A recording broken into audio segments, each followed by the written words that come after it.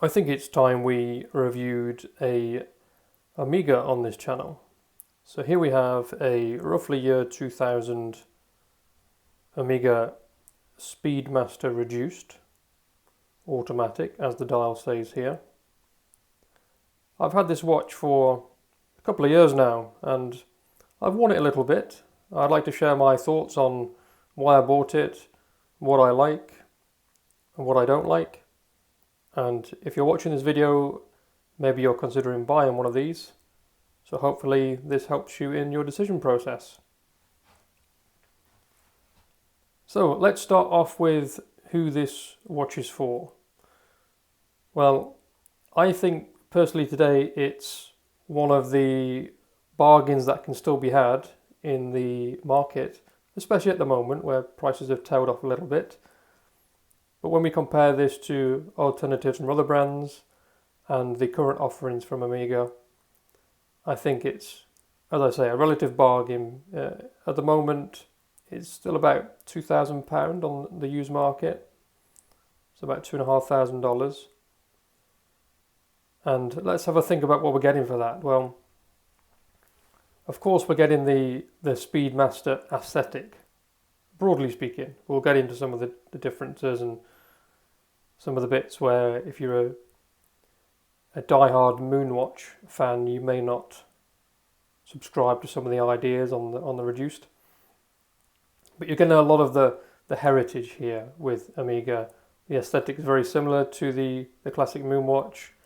It's got the history woven into the Moonwatch, but the Reduced brings in some key-in and inspiration from the racing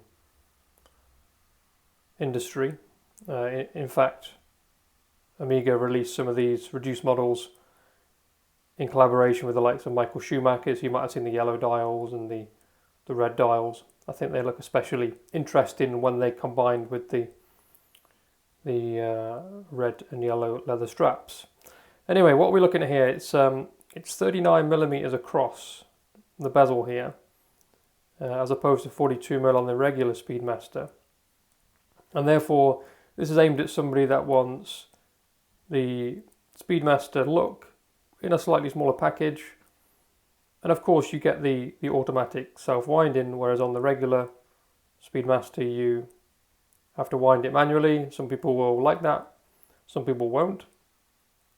Let me quickly show you, so you don't have to wait too long in the video to see how this fits on my 16cm wrist.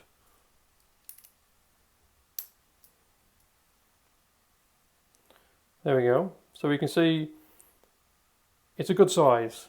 The lugs don't straddle across the edge of my wrist. And when I wear the 42mm Moonwatch, which I haven't owned but I've tried on quite a few times, I don't like it. It feels too big for me, especially when you try and use that watch in many different occasions, like smart attire, etc. It looks especially large on a small-wristed person. But this watch feels very good. We'll talk about the bracelet in a bit, but the overall look of the bracelet and the size of the watch, the profile down the wrist, it's very much in the sort of the Goldilocks zone, as it were. It doesn't wear like a large 39. If anything, it wears as a small 39, which I personally really like. And when you, as I say, compare this to some of the newer Amigas, if you were looking for a smaller Speedmaster today, you'd be looking at the Speedmaster 38. And I personally think that's the representation of Amiga having lost their way. They're just releasing too many colorways.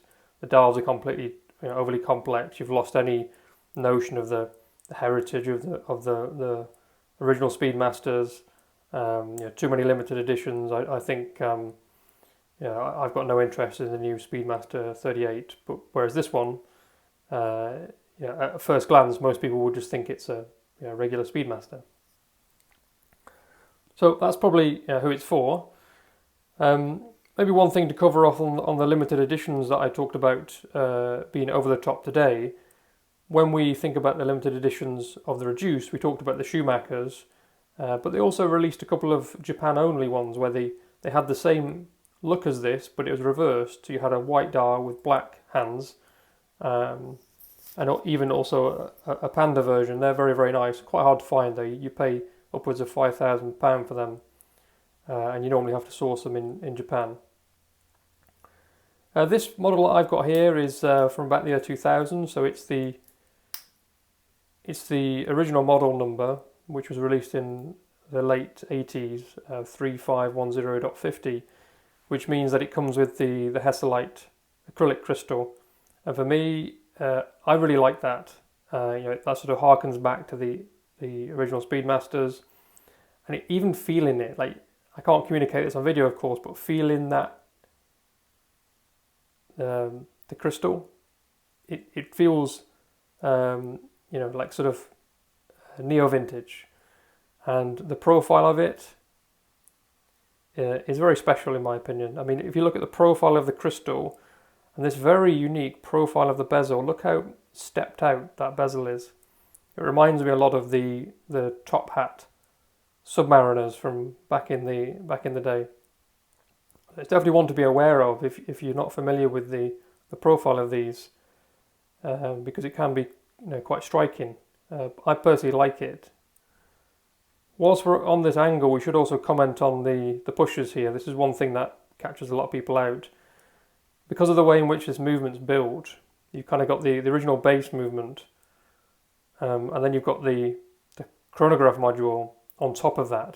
So it's like a sandwich of movements to make this happen. And that's got some implications which normally are more on the negative side. Definitely want to be aware of when you think about this watch, because one, you've got the aesthetic where they're not lined up. On a regular Speedmaster they are lined up. But it's a very complicated movement. It's like two movements in one. What that means is when you go to get this watch serviced, not only is the servicing angle very important, because you've got kind of a complex working inside of there, you really have to be careful where you get it serviced, because if you take it to a watchmaker, they may just service the regular movement, look at the chronograph and be like, yeah, it looks fine, and ignore it.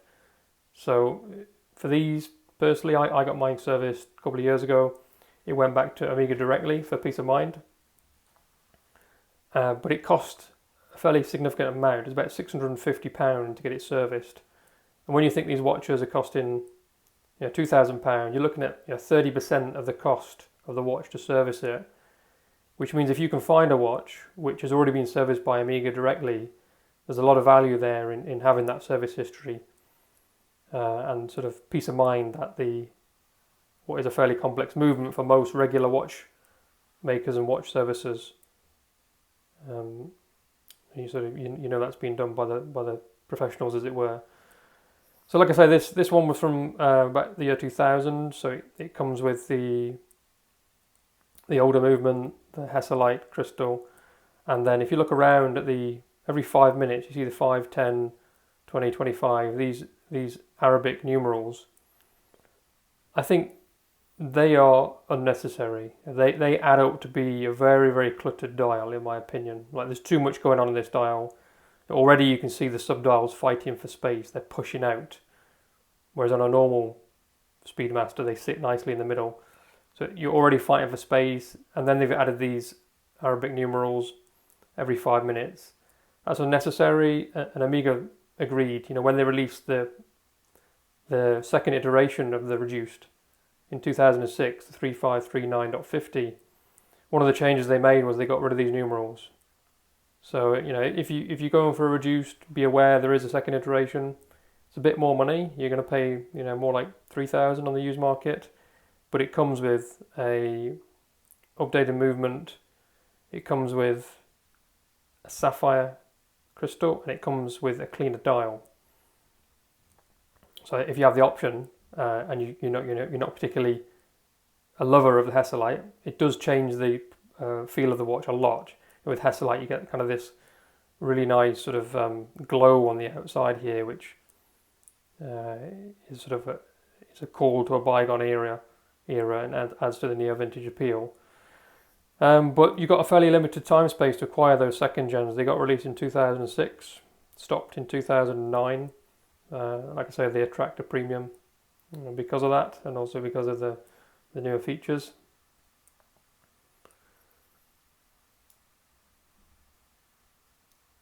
For what it is, it's a pretty thin watch, considering there's a sandwich of movements there. Let's talk a little bit about the bracelet. It's very reminiscent of the Rolex presidential bracelet. I might get shot in the comments for saying that, but the suppleness of the links and the layout of the links is very, very Rolex president-like. That results in a very comfortable fit. I mean, you can see it's push pin to size, so be careful with that. You need the right tools to do it. There's a fair degree of micro adjust on the clasp, so if you've got a toothpick when you're out and about, you can loosen it up. But I do actually like the bracelet. It's of the era where you had stamped clasps, but compared to something like a Jubilee from this age, this actually feels better quality than a Rolex Jubilee bracelet. And you can see, if I hold it there, there's no droop in the bracelet at all. So this is representing a bracelet that's been looked after. But it's also a nod to the quality of manufacturing from Omega at the time. And yeah, I do like the comfort of the bracelet. I mean, on watches, I always miss sort of on the fly adjust. You know, after having a modern Rolex, you get used to the Easy Link. I mean, at the moment you can see this watch fits me fine, but in the summer or in a hot environment, my wrist does swell up, and I find this watch quite tight. So that's one of the. I mean, it's not a negative of this watch, but it's a negative of watches without on the fly adjust. I would probably size this maybe a bit looser, so maybe expect to wear it, you know, a bit loose, but that kind of adds to the vibe. You know, it's of an era where the jangly bracelets were in. I think it adds to the appeal of it. It's not pretending to be a super modern watch, and you know, you're not paying the price for a modern watch either. We're just bouncing around here a little bit, but one of the things I want to mention is one of the things I don't like about the aesthetic here. And it's probably shared with the regular Moon watch, but it's particularly evident on the Reduced because of its size. You know, it's the dial's somewhat cluttered. I don't find it super legible. Like, there's a lot of white straight lines going on this dial. There's sub-dials and the indices, and there's the chronograph hand, which some people leave it moving, some people don't. If you want to just glance down at your wrist and go, oh, what time is it? I mean, obviously you can see the time, but it's not like the hands stand out against everything else. You know, if they were a bit bigger, perhaps, or like on the Rolex Explorer, it's kind of similar vibe, sort of like neo vintage classic. They've got the Mercedes hand, so it's like immediately visible. That's the time. For me, like you flip your wrist around. What time is it? You know, I get distracted straight away by the other things. I'm probably going to get called silly in the comments for saying that, but it's just my my personal opinion. I'm not really sure how you fix that, apart from adding a bit of feature to the hands or removing some of this clutter. It's not as much of a problem on the regular Moon watch because you've got more dial, you've got more black space. Whereas on here, at first glance, it's just like a splodge of white and black.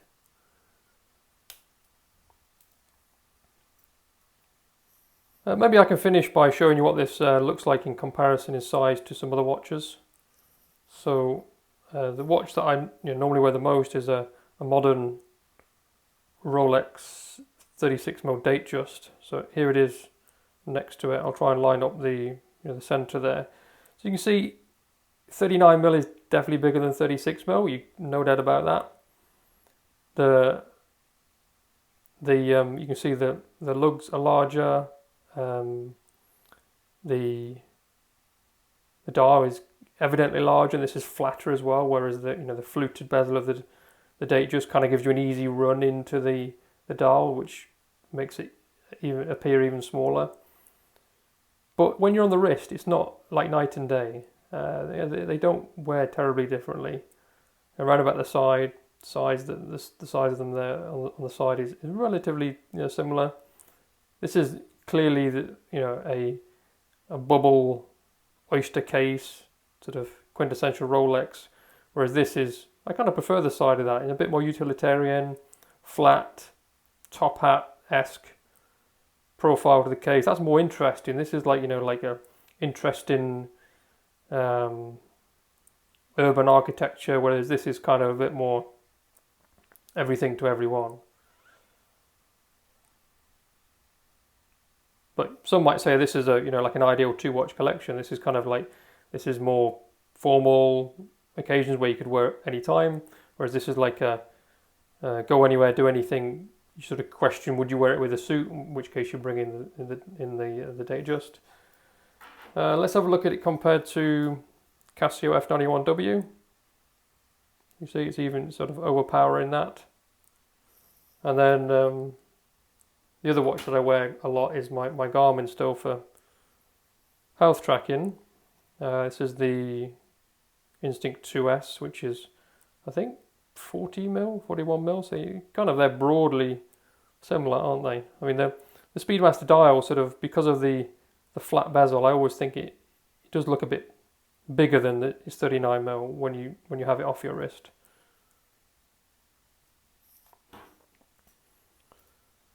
Anyway, I think I've covered all the points that I wanted to there. I hope you found this video useful, and if you buy a Reduced, I hope you enjoy it for many years to come.